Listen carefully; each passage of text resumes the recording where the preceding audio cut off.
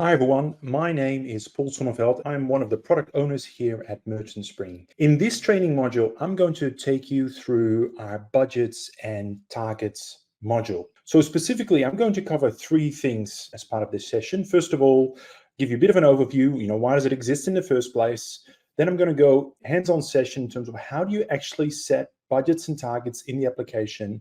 And then thirdly, how do we use those to measure performance or what we call attainment versus budgets or targets? All right, I hope that makes sense. Let's dive straight into it. Okay, so I am here inside the application and I'm going to skip over some of the measurements yet. I'm actually going to go straight into the sales targets area, which you can find here on the left-hand side. Now, just to give you a couple of concepts and clarify a few things. So the sales targets module is available for all channels except 1P or vendor channels. So it does work across Amazon, Walmart, Shopify, but not for Amazon 1P at this stage. I just want to really clear that up. The other reason why it exists is, for a long time, we've allowed you to compare performance against, any custom period or last year or the prior month, etc. But many clients and especially agencies have a real need to compare performance against an agreed set of measures or targets they've agreed with their clients. So in terms of the types of measures and targets that we currently contain in our system, there are three. The first two are really sales related. So we have a sales budget and a sales forecast. And then last or third, we also have an ad spend budget. So these three provide inputs where you can measure and enter agreed numbers and measure performance against that. Now, just to clarify, we often get asked, what's the difference between a sales budget and a forecast?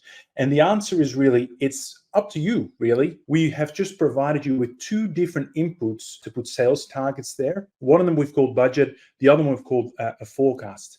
And the reason we've done that is we typically find that agencies will agree a budget with their client in advance, and that budget tends to be locked for the entire calendar year or financial year. But the forecast is something that gets adjusted or reforecasted throughout the year. So what we've done here is we've really just given you two different inputs to measure and monitor those two different types of targets. But the system itself is really flexible. So how you use those two inputs and how you use them to fit your business process is really a decision for you to make. All right, let's talk a little bit about how we enter these specific targets. So the first thing to note is whatever you're seeing here on the input screen corresponds to the date you've selected. So you can choose to enter, a budget for the entire year, or you can really zoom in to specific dates or, months or weeks, for example, Prime Day events. So I'm going to start here. I'm going to start out really big and I'm going to look at, say, the next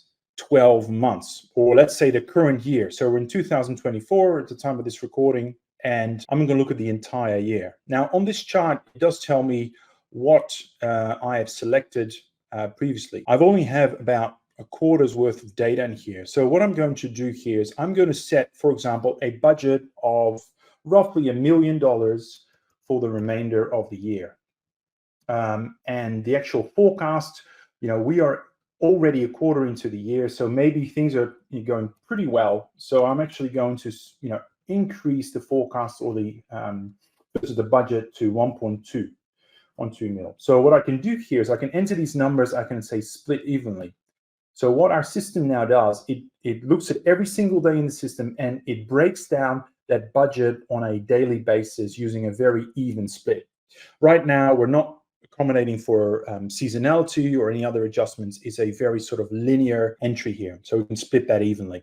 And then we can do the same for the sales forecast. Now, on the chart itself, you'll notice there's a little toggle up here where we can toggle between the sales budget. So right now we're showing you the sales budget in that sort of slightly green color, but we can toggle that to sales forecast in the slightly darker color. You can see this is the forecast there. And as you can see, it's already telling us, on a kind of year-to-date basis, what percentage we have attained. So right now we're at 21% attainment of the overall sales forecast and slightly higher in terms of the overall budget, because the budget is less. Now, we can also do the same for ad spend. So let's say, we have $1 million of sales that we want to generate, and we have a TACoS of 10%. So that would be $100,000 in ad spend. Very rough maths. Again, we can enter that here. So that's now also entered into our system. And what you can see here is you can see these little dots appear here. And as you hover over the days, you can see exactly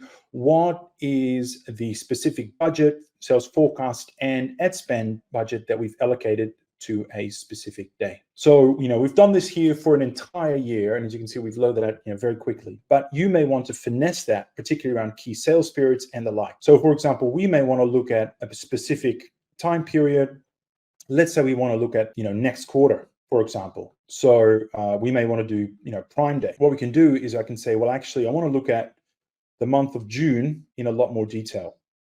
So I've just done that. And from a comparison point of view, I'm also going to bring up June last year, just so we have the like for like numbers. So June this year, June last year, and we can now have a look what that looks like. So we can see here the current period and the sales budget here, and we can also see what the figures were for last year. So we can see, well, actually, the numbers for last year were significantly higher than the current budget that we've entered because we've straight lined the budget.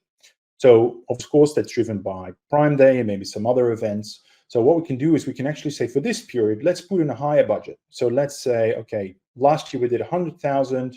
So what we're going to do here now, from a budget point of view, we're going to aim for 120,000. So I can now, again, split that evenly across the month. And you'll notice that the sales budget is now higher than last year. And if I wanted to go, and I can do the same with the forecast and the ad budget as well. So maybe we'd say, look, we're going to spend a lot of money on advertising here. We're going to go to at least 10%, maybe a little bit higher. So it's not just $12,000. We're actually going to invest $20,000 this month. I can do that here as well. Now, what you notice is when you select that shorter time period, as you scroll down, you'll notice that the individual days become visible, and where you can even see the actual numbers that the system has allocated to those days. Now, if you want to really finesse the budgets and the targets, what you can do here is you can now actually edit them for individual days.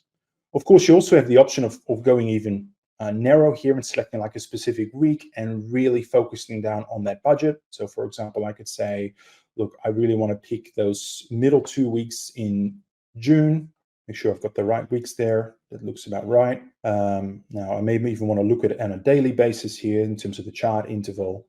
So you can see what the shape looks like. And as you can see here, the 19th of June was a really big day last year. So we may want to go into that day here on the 19th and actually make that much larger. So instead of saying 4,000, I think we should hit 5,000. So I've now added that. As you can see, that number, should have done it on the 19th, but on the 20th now, we've got a much bigger sales budget. So this is really around how you go from allocating a budget across the entire year to really finessing that and tailoring that for a particular month or trading period. So as you can see, we have a mechanism to spread out a budget or a forecast throughout the year, but then we can really finesse that down to a specific day level all the way down there. I hope that made sense, and you've got a good grip of how you actually enter a budget and a forecast. Again, there's very little difference, mechanically between a budget and a forecast. It's really about how you interpret that as an agency or as a brand to manage performance and measure attainment in that way. All right, now that we have a forecast loaded in the system, let me show you how we can report performance against that forecast. All right, so in our system, we have a number of areas where we report performance against the budget or against the forecast. The first area is really on the channel overview here.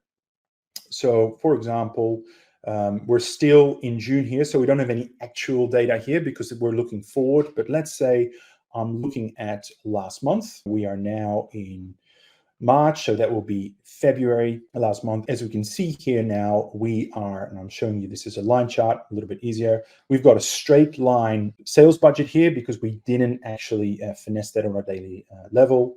The sales budget was 79 all up, and we've actually delivered 83. So even though that's down 9% versus a prior period, actually versus our sales budget, it is up.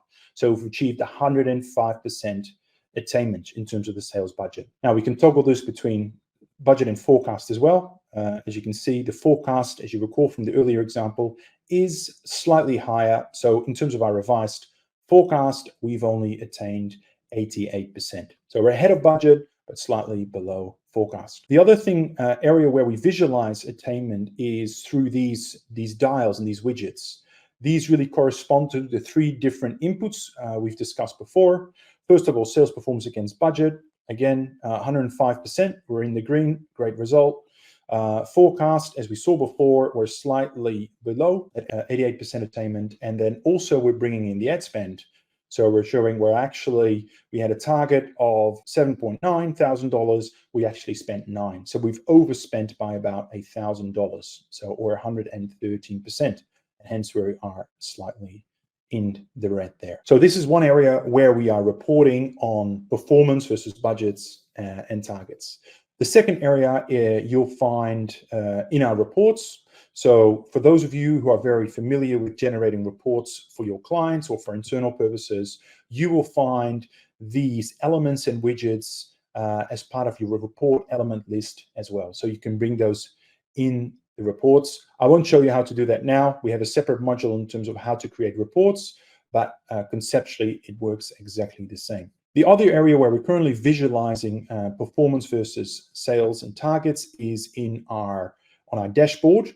So if you are managing multiple channels and you want to understand, what's the performance against all of those channels, what you can do is you can go to our sales by channel view, which shows you all the different channels that we've got connected. And in here, we have a series of additional metrics like budgets and forecast that we can now surface, including ad spend as well. So we can now not only look at the performance for any given time period versus your comparison period, whether it be the prior period or last year, you can also look at the performance versus forecast and budget. Now, in this session, I've only entered a sales forecast and budget for one particular store, but as you can see, it is reporting the same metrics that we saw in detail on the My Channel page. And also, as we scroll to the right here, we can also see the performance in terms of ad spend, the actual spend, and what we set as our budget, and what that looks like in terms of percentage. And that concludes our session on budget and targets. I hope you found that useful. If you have any questions, of course, we are here. Our support team is here to help and assist you. Keep in mind, this is version 1. We tend to evolve things as we go along. So if you have any suggestions or feedback, please let us know. We'd love to hear it. Thank you so much. Take care.